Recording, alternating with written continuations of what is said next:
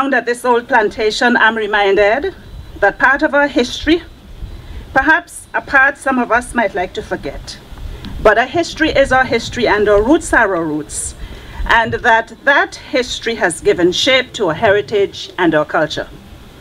In the BVI, our forefathers worked the sugar mills of Bros Bay and Cane Garden Bay and Nail Bay, and many of them died in those places. Today, we celebrate with you, our brothers and sisters in the US Virgin Islands, on what I would call hallowed ground, a place that once upon a time was the site of one of the biggest sugar works in the islands. And we are mindful too that St. John was also the site of one of the first significant slave rebellions in the New World, back in 1733, when the slaves took over the entire island for 6 months before that rebellion was put down. The relationship between the two territories has grown by leaps and bounds over the past several years. On the official level, we have seen mutual cooperation in many areas: immigration, the fight against drug trafficking and human trafficking, for instance. On the socio-historical level, we have seen cooperation in our carnival and festival celebrations, during which each of our territories hosts the entry of each other's queen. We dance to the music of the steel pan. We eat door pork and peas and rice, fish and fungi, and we make coconut tart and guava berry and morbi. All of which I believe speak to our shared roots, our shared heritage, our shared culture, and reminds us that we are one people. The BVI and the USVI has gradually come together. And interestingly, we came together partly because of economic reasons. At one time, the BVI was the breadbasket of St. Thomas of the United States Virgin Islands, and provided all the fish and the ground provision and all that good stuff until things changed, and then you guys started putting them up somewhere else, right?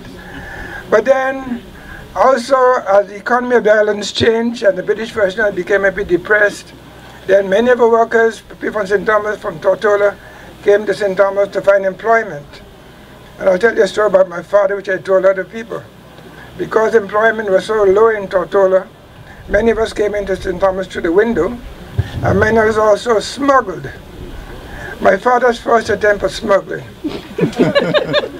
He came with his uncle, and they had these coats on, and inside the coats were just these clay pipes. And he had on his coat, I don't know, dozens of clay pipes. And when he came to the immigration, he was trembling so much that he could hear these clay pipes rattling. Anyway, that was his first and last attempt at smuggling. So, but since then, more formally, many people from BVI have migrated to St. Thomas in search of employment. While at the same time, many people from the USV have gone to New York, also in search of great opportunities. So there's a kind of a revolving door. Because in BVI, many of our people have been replaced by people from the other Eastern Caribbean islands as well. And I joked one day with Governor Turnbull that we have colonized St. Thomas. Because I think at least, I would say safely, at least 1/3 of the population of St. Thomas are BVI roots. I'm sure I'm not wrong. Right? And that is good. And that basically has caused, in fact, it has cemented the relationship between the BVI and the United States Virgin Islands. And I was glad when Dr. Turnbull, Governor Turnbull, and I got together to form the USVI Council, because that again is helping to create better relationships and to remove some of the misunderstandings that exist between the two countries. What I find the most interesting is when you look at our history, particularly when you stand here, and many times throughout the year in the 12 months, we on occasion will invite people from Washington, D.C. to come to the Virgin Islands, not just to sense our history, but to get an idea as to where we are and what we're doing. When you look behind us, you see pristine mountains that have no development. When you look the other way, you begin to see what is rising up. But we also bring them to this point because we want them to see how close we are to the British Virgin Islands, how close we are in terms of relationships with the United Kingdom, how close we need to be with all the policies that they make. That when they do something in the US Virgin Islands, there is an effect on the British Virgin Islands and on the region.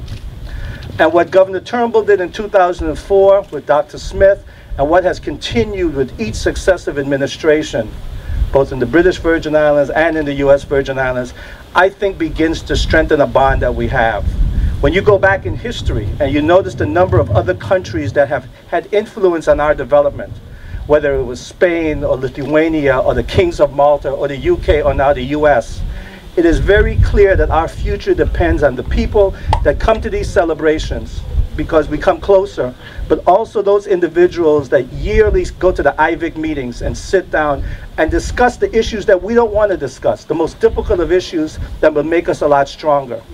It's also a chance for our politicians to understand that relationships is what forges bonds, not passing of legislation. That a piece of paper can't be translated unless you know the person that's sitting on the other side. That when it's time for us to go talk to cruise lines or airlines, or we want to sit down with Homeland Security, or you want to sit down with the overseas territory, that the bonds and the friendships that we caused today, that started at 9 o'clock this morning, the ride out here and the luncheon that we will have, is what will really determine whether we change as the Virgin Islands.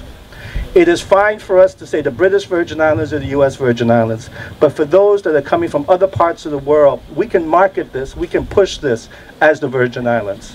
Because the beauty of what happens, and also the things that are not so beautiful that happen, affect all of us. We all have the same challenges. To invigorate our young people to understand that education is something that they have to invest in. That politics is an honorable profession and public policy will drive what we do in the private sector. That the crime that is committed on Tortola affects that's what's happening in Frederiksted. And that the relationships that we have can stop it. That the airlines that come to St. Thomas go to the Beef Island. That the development of a marina on Virgin Gorda is the same marina and development that we want right here in St. John.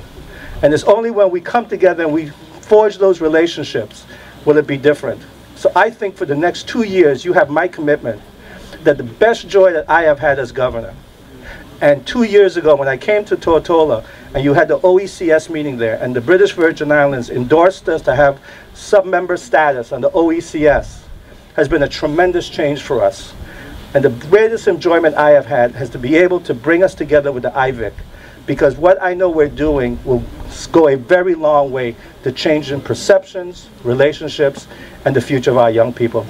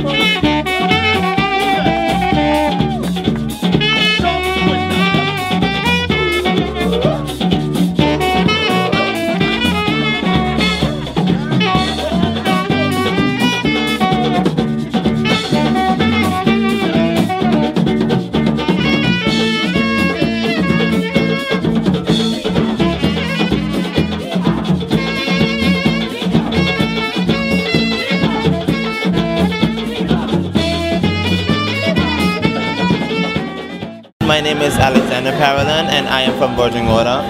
It was a very, very good experience to be here at the 39th Annual Friendship Day in St. John.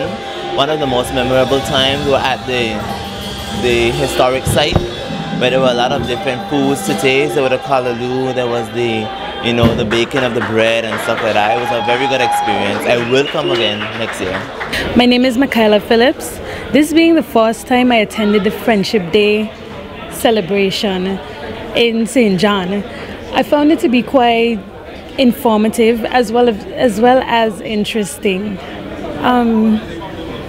The best aspect was basically going up to the historical site where we learned how to make bread and cheese and callaloo and learn how to make broomsticks as well.